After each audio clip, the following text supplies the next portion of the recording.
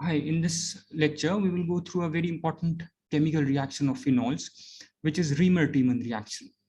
Right. The first thing, how the name of this reaction came to be as Riemer-Tiemann reaction. This is based on its discoverer, Ferdinand Tiemann, right, who was a German chemist. He, along with Riemer, discovered this reaction. So that is why this reaction came to be known as Riemer-Tiemann reaction. So the name of the scientists, let me just write it down here. Ferdinand Tiemann,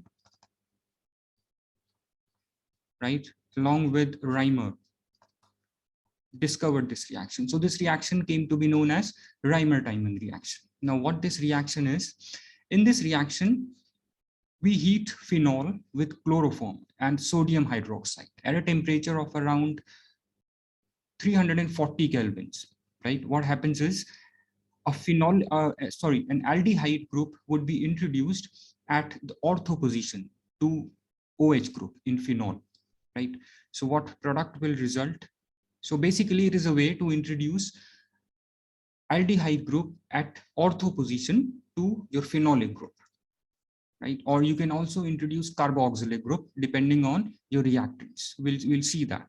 And then we'll also talk about its reaction mechanism, what reaction mechanism it follows, right? So we would be preparing these kind of compounds, CHO, right? So CHO group would be introduced at ortho. This would be ortho hydroxybenzaldehyde, and the other minor product that will result would be your para benzaldehyde, para hydroxybenzaldehyde. This would be the minor product in this reaction. So let's quickly see the reaction. Then we'll look into its mechanism also. When phenol is heated with chloroform, right, along with sodium hydroxide at a temperature of around, say, 330 kelvins to 343 kelvins, right?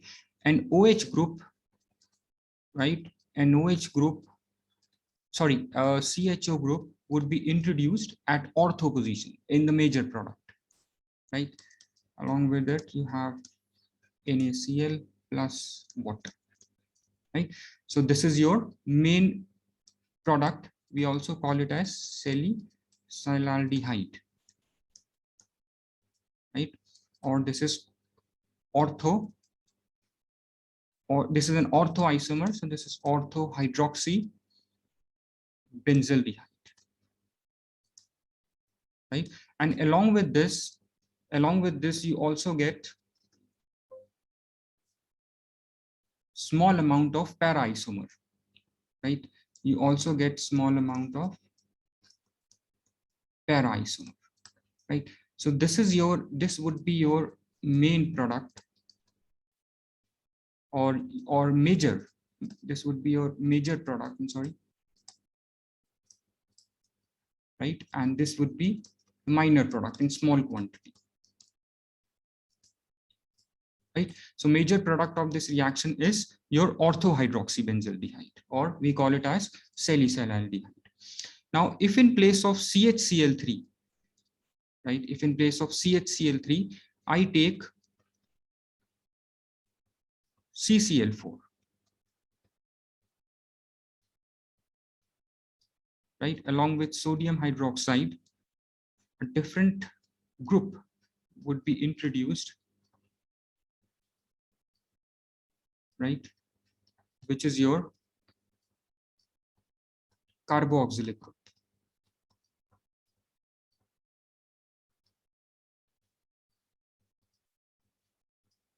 Right. So the main product here is we call this as salicylic acid. We call it as salicylic acid, or this is 2-hydroxy benzoic acid. This is all one word. There is no gap. Let me disrupt this. Right, 2-hydroxy benzoic acid. So this would be your major product if you take CCl4 in place of chloroform, right? So I hope this is clear. And here also you will get para isomer, that is 4-hydroxybenzaldehyde, right? Like this in minor quantity. So para isomer would always be in minor quantity in your Riemer-Tiemann reaction, right? Now we'll see the mechanism of this reaction, right? So mainly this reaction, in this reaction, what we are basically doing is we introduce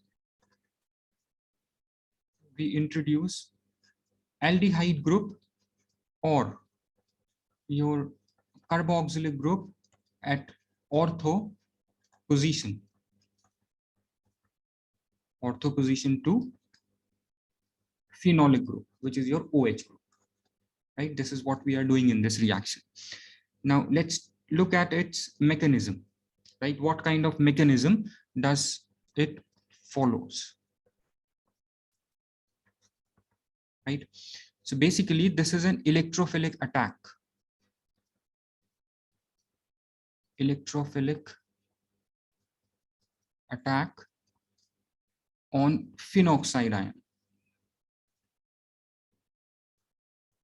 Electrophilic attack on phenoxide ion, right? And here electrophile would be this, right? So what is this? If you remember, we have studied this before. This is your carbene, right? And since I haven't mentioned any kind of positive charge on it, right? So why do we call it as your electrophile? Because this is electron. Why this is electrophile? Because we know that by definition electrophile is electron deficient, right? Which can have positive charge or it has less than 8 electrons, right? So in carbene, in this carbene, right, in this carbene, your carbon has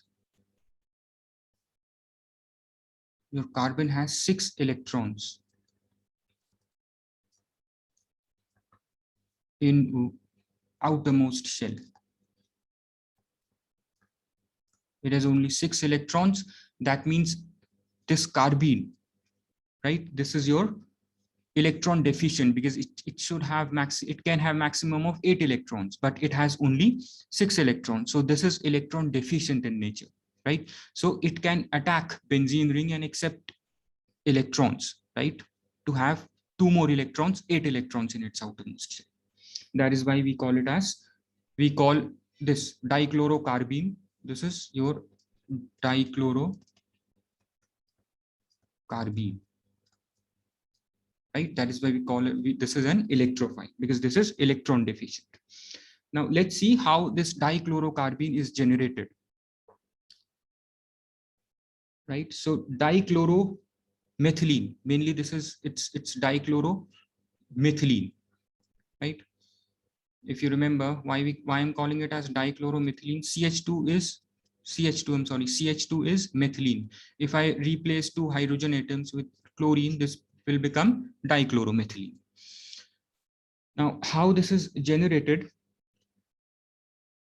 Your chloroform, if you remember, we took chloroform, right, and sodium hydroxide in the reaction, right, wherein both will react. It will abstract this hydrogen atom from CCl3, right, plus water, right?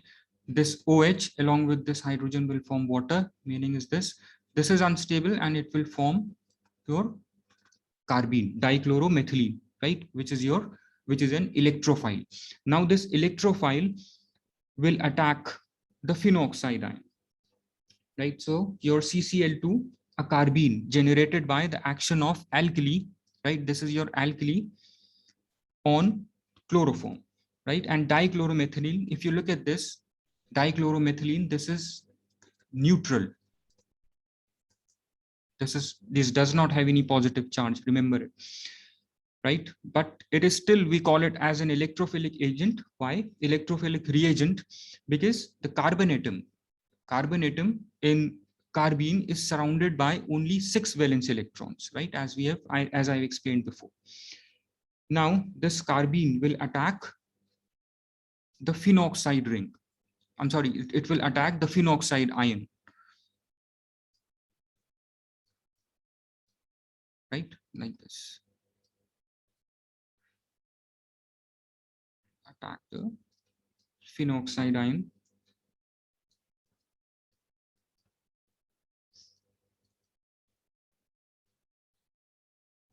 Sorry, it will attack the phenoxide ion.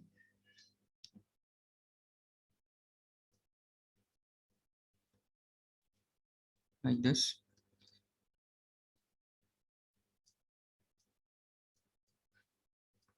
This is what it will form.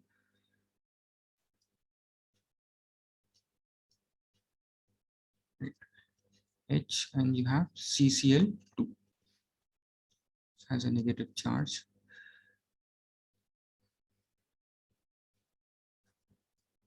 You have O here.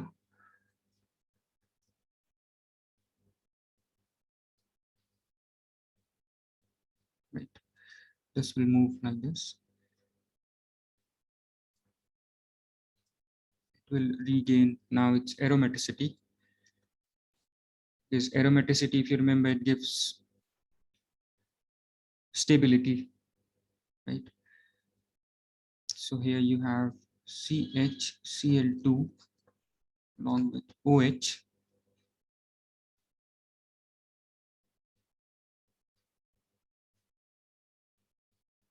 Along with OH, it will form an unstable compound of this type.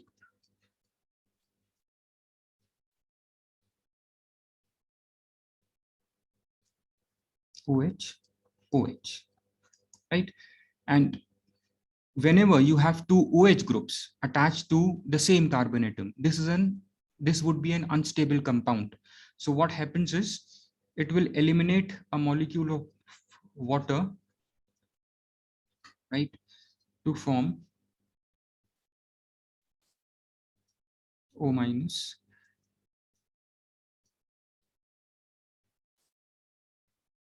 CHO, right? Now this on hydrolysis will form 2-hydroxy benzaldehyde.